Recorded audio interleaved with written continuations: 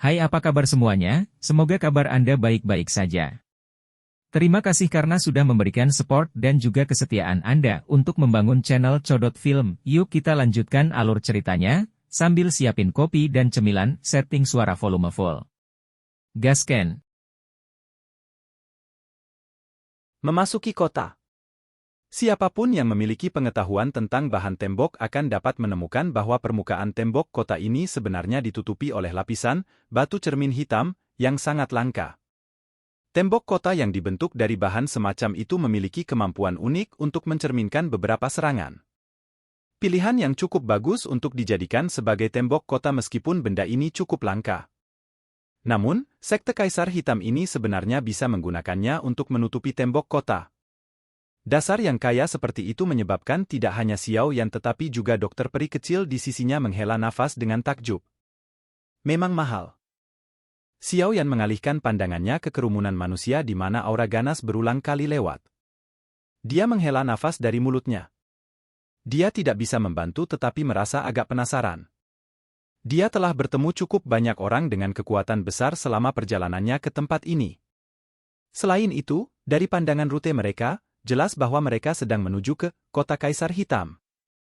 Dengan begitu banyak orang kuat, yang memiliki temperamen aneh yang berapi-api, berkumpul di kota seperti itu, sepertinya hari-hari berikutnya di kota ini tidak akan tenang. Kekacauan adalah suasana aneh yang dimiliki wilayah sudut hitam ini dalam jumlah besar. Tidak peduli seberapa kuat faksi itu, tidak mungkin untuk sepenuhnya menghentikan pembentukan kekacauan semacam ini. Orang-orang di wilayah sudut hitam mengabaikan perintah atau aturan apapun. Ukuran kepalan tangan seseorang adalah kebenaran terpenting. Xiao Yan tertawa terbahak-bahak saat pikiran ini melintas di dalam hatinya. Dia tidak mendiskriminasi kekacauan. Dia tahu bahwa selama seseorang memiliki kekuatan yang cukup di wilayah sudut hitam, orang itu akan menjadi individu yang diagungkan. Xiao Yan mengeluarkan teriakan lembut dari mulutnya sebelum meraih Ziyan, yang sedang melihat kemana-mana, dan menariknya ke sisinya. Dia dengan lembut berkata, "Kamu lebih baik patuh setelah memasuki kota. Mungkin ada banyak harta di dalamnya, tetapi jika Anda secara acak bertindak seperti yang Anda lakukan di masa lalu, Anda pasti akan mengundang banyak masalah. Apakah kamu mengerti?" Ziyan hanya bisa dengan sedih mengakui dengan, "Ya," ketika dia melihat ekspresi serius Xiao Yan. "Ayo pergi." Xiao Yan melambaikan tangannya. Dia menarik Ziyan, tersenyum pada dokter peri kecil di sisinya, dan memimpin untuk berjalan menuju pintu masuk kota. Dokter peri kecil mengangguk sedikit ketika dia mendengar ini. Mata ungu keabu-abuannya dengan sembarangan menyapu orang-orang yang lewat di sekitar yang berulang kali melemparkan tatapan mereka. Ekspresi musim dingin tiba-tiba muncul di pupil matanya, menyebabkan perasaan bahaya muncul di hati orang-orang ini. Semua dari mereka buru-buru menarik mata lancang mereka. Dokter peri kecil hanya mendengus dingin saat dia merasakan tatapan dengan cepat mundur. Kegembiraannya perlahan ditarik ke skivi ke tangannya. Selama dia menggerakkan kelima jarinya, jalan ini akan segera menjadi satu kehampaan kehidupan kecuali orang-orang yang kuat. Dokter peri kecil hanya mempercepat langkah lembutnya dan mengikuti Xiao Yan setelah menarik tangannya. Meskipun dia tidak lagi dingin, acuh tak acuh setelah mengikuti di samping Xiao Yan selama periode waktu ini, itu hanya dengan prasyarat bahwa dia menghadapi Xiao Yan dan teman-temannya. Jika itu adalah pejalan kaki biasa, dokter peri kecil akan benar-benar mengabaikan kehidupan mereka. Tidak apa-apa baginya untuk mengambilnya. Jika seseorang membunuh terlalu banyak, secara alami dia akan mati rasa karena kehilangan nyawa manusia. Angka-angka yang telah meninggal di tangan dokter peri kecil selama tahun-tahun ini kemungkinan besar mencapai angka yang sulit untuk dihitung. Itu sudah sangat sulit baginya untuk menekan perasaan dingin dan acuh tak acuh di depan Xiao Yan. Rasa dingin di jalan dengan tenang menyebar setelah dokter peri kecil berbalik dan pergi. Banyak tatapan dipenuhi dengan ketakutan saat mereka melihat sosok anggun jauh di depan. Mereka segera menyeka keringat dingin. Tidak disangka wanita ini bukanlah orang biasa. Untungnya, mereka tidak berani melangkah lebih awal. Jika tidak, rasa dingin melonjak keluar dari hati orang-orang yang lewat ini saat mereka mengingat mata tanpa emosi yang menatap mereka. Mereka merasa seolah-olah telah ditatap oleh ular berbisa. Wanita ini adalah seseorang yang tidak bisa mereka sakiti. Kelompok Xiao Yan berjalan menuruni lereng dan melakukan perjalanan agak jauh sebelum gerbang kota besar muncul di depan mata Xiao Yan. Antrian panjang manusia terbentuk di luar gerbang kota. Rasa ingin tahu menyebar dari tempat ini, menyebabkan telinga seseorang terasa sakit. Alis Little Fairy Doctor berkumpul saat dia melihat banyak pria berkumpul bersama. Mereka memiliki tubuh bagian atas telanjang yang memperlihatkan bekas luka mereka di sekujur tubuh. Karena memiliki sedikit obsesi terhadap kebersihan, dia tidak menyukai situasi seperti itu.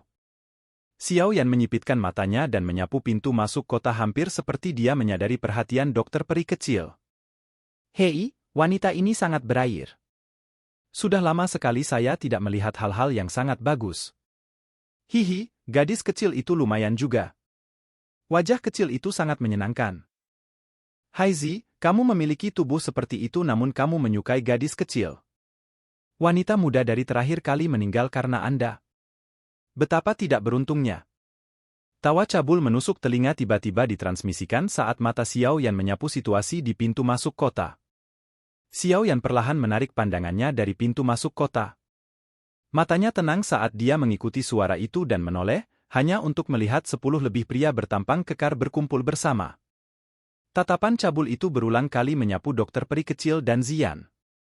Orang-orang yang mengantri di sekitarnya tanpa sadar mengeluarkan tawa yang penuh dengan makna yang lebih dalam ketika mereka mendengar tawa cabul kelompok ini. Mampu melihat wanita cantik seperti itu, yang menyenangkan bagi mata, kebebasan mereka diambil selama penantian yang keras ini akan dianggap sebagai cara yang baik untuk menghabiskan waktu mereka. Ekspresi dokter peri kecil tidak berubah karena ini. Tangan halusnya meraih Zian, yang menunjukkan ekspresi marah di wajah kecilnya saat matanya melihat ke arah Xiao Yan. Ayo pergi.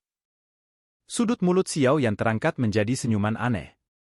Namun, dia tidak pergi dan bertarung dengan pria bertampang kekar ini seperti yang diharapkan semua orang. Sebaliknya, dia menoleh dan tersenyum kepada dokter peri kecil sebelum menarik Zian untuk berjalan ke pintu masuk kota. Hiu! Tindakan Xiao Yan ini segera menimbulkan ejekan menghina dari sekitarnya. Wilayah sudut hitam, memandang yang kuat. Seseorang yang bertindak seperti tidak ada yang terjadi setelah wanitanya dipermalukan adalah sesuatu yang dianggap orang lain sangat memalukan. 10 pria lebih besar awalnya terkejut saat melihat tindakan Xiao Yan. Mereka mulai tertawa terbahak-bahak. Namun, tubuh 10 orang lebih ini secara aneh mengeras saat tawa mereka terdengar. Segera, bang! Bang! Suara ledakan rendah dan dalam tiba-tiba muncul. Seketika rasa usil di tempat ini berhenti. Mata semua orang tertegun saat mereka melihat di mana orang-orang besar itu dulu. Kelompok jelaga hitam muncul tanpa penjelasan. Sesaat kemudian, lingkaran di sekitarnya segera mundur seolah-olah mereka telah melihat hantu. Cukup banyak orang yang pulih segera setelah itu dan tatapan kaget mereka menyapu ke belakang kelompok Xiao Yan saat mereka berjalan menuju gerbang kota. Gelombang kedinginan naik di dalam hati mereka saat mereka mengingat kembali pemandangan aneh dari sebelumnya. Mereka tidak lagi berani mengeluarkan suara sekecil apapun, takut pemandangan yang tidak biasa dari sebelumnya akan menimpa tubuh mereka. Situasi aneh ini dengan cepat menyebar di sepanjang rantai manusia ini. Banyak tatapan keheranan dengan cepat melirik Xiao Yan, yang perlahan berjalan menuju gerbang kota. Semua orang buru-buru mundur beberapa langkah kemanapun dia lewat. Kelompok Xiao Yan mengabaikan tatapan terkejut di sekitarnya saat mereka berjalan menuju gerbang kota. Dia segera menuju pintu ungu di pintu masuk. Ada lebih dari selusin pria besar dengan baju besi kuning pucat berdiri sangat tegak di sana. Aura kuat yang dipancarkan dari tubuh mereka menyebabkan orang-orang yang mengantri di samping takut untuk mendekat. Mereka hanya bisa dengan sedih menunggu aliran manusia di samping untuk perlahan maju. Arah di mana 3 orang kelompok Xiao Yan menuju jelas pintu ungu ini.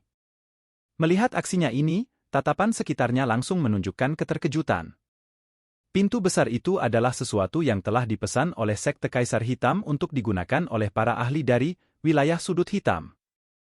Orang bisa lupa masuk dari pintu ini tanpa kekuatan Dou Huang. Mungkinkah pemuda yang tampak berusia sekitar 20 tahun ini menjadi ahli seperti itu? Kelompok 3 orang Xiao Yan berhenti di depan pintu ungu sambil diamati oleh tatapan sekitarnya. 10 lebih pria bersenjata lengkap tiba-tiba mengarahkan pandangan tajam mereka. Tawa seorang lelaki tua segera dikirim dari belakang. Teman-teman ini, pintu masuk ini secara khusus diatur untuk dimasuki oleh seorang ahli Dou Huang. Silakan berbalik jika Anda belum mencapai tanda ini. Seorang pria tua berjubah kuning, yang memegang batang tembakau di tangannya, perlahan berjalan keluar. Matanya yang menyipit menimbang kelompok 3 orang Xiao Yan sebelum dia tertawa terbahak-bahak. Bagaimana Anda bisa mengidentifikasi apakah orang yang datang adalah seorang ahli Dou Huang mengingat kekuatan Anda yang bahkan belum mencapai bintang 5 Dou Huang? Xiao Yan melirik pria tua itu sebelum berbicara sambil tersenyum. Mata lelaki tua berjubah kuning itu sedikit membeku. Seorang utusan buru-buru berlari sebelum dengan lembut mengatakan sesuatu di pendengarannya. Setelah mendengar laporan utusan ini, mata mantan menyapu tubuh Xiao Yan dengan ekspresi tertegun. Sesaat kemudian, dia melambaikan tangannya dan membubarkan utusan itu. Dia dengan sopan berkata sambil tersenyum, Tuan ini. Bolehkah aku tahu namamu? Fraksi mana yang berhubungan dengan Anda? Yan Xiao, orang bebas. Xiao Yan menjawab dengan samar. Mr. Yan Xiao, kupikir kau juga datang ke kota Kaisar Hitam karena pelelangannya kan? Mata pria tua berjubah kuning itu berkedip sedikit saat dia tertawa setelah mendengar Xiao Yan menyebutkan namanya. Ayah. Xiao Yan mengangguk secara acak. Dia segera mengerutkan kening dan bertanya, bolehkah saya masuk? Tentu saja, kamu mungkin. Pria tua berjubah kuning itu buru-buru menganggukkan kepalanya. Dia mengeluarkan plat pinggang berwarna hijau dan menyerahkannya kepada Xiao Yan sebelum berbicara sambil tersenyum, Tuan Yan Xiao, kota Kaisar Hitam saat ini sedang menderita karena terlalu kenyang. Cukup sulit untuk mencari tempat tinggal. Namun, Sekte Kaisar Hitam kami telah secara khusus menyiapkan tempat bagi para ahli dari wilayah sudut hitam untuk tinggal. Selama Tuan membawa piring ini ke Paviliun Kaisar Hitam, di pusat kota, akan ada seseorang yang akan mengatur tempat untuk Anda beristirahat. Sebagian besar orang yang bisa tinggal di sana adalah ahli dengan reputasi di wilayah sudut hitam. Mata Xiao Yan bergerak saat mendengar ini. Dia menerima tablet secara sepintas sebelum tersenyum pada lelaki tua itu. Setelah mengucapkan, terima kasih, dia memimpin dokter peri kecil dan Ziyan dengan berjalan lambat melalui pintu ungu. Itu benar, Tuan Yan Xiao, orang-orang yang kamu bunuh sebelumnya mungkin adalah beberapa ampas, tapi mereka adalah anggota Kui Wolf Gang. Anda harus sedikit berhati-hati. Pria tua berjubah kuning itu tiba-tiba berbicara ketika kelompok Xiao Yan hendak memasuki pintu ungu. Terima kasih atas pengingatmu, sebuah suara samar ditransmisikan dari kejauhan sebelum kelompok Xiao Yan benar-benar menghilang dalam bayang-bayang terowongan kota. Pria tua berjubah kuning itu menyipitkan matanya saat dia mengamati punggung kelompok Xiao Yan yang menghilang. Dia segera melambaikan tangannya dan memanggil seorang utusan. Dengan suara lembut, dia berkata, pergilah ke sekte dan beritahu sesepuh tentang orang-orang ini. Dengan kekuatan seperti itu, mustahil bagi mereka untuk sepenuhnya tidak dikenal. Situasi di kota Kaisar Hitam saat ini rumit. Tidak ada yang salah. Ya Pak. Utusan itu dengan hormat menjawab sebelum dengan cepat berbalik untuk pergi. Batang tembakau pria tua berjubah kuning itu dengan lembut menepuk lengannya saat dia menyipitkan matanya. Mulutnya bergumam pada dirinya sendiri. Yan Xiao? Bagian dalam, wilayah sudut hitam, tampaknya tidak memiliki ahli muda Dou Huang dengan nama ini. Hei, orang ini cukup misterius. Aku akan membiarkan Kui Wolf Gang menguji air dulu. Silakan pergi ke. Oke guys, jangan lupa like, comment, share, and subscribe di channel Codot Film. See you next video, peace out and bye-bye.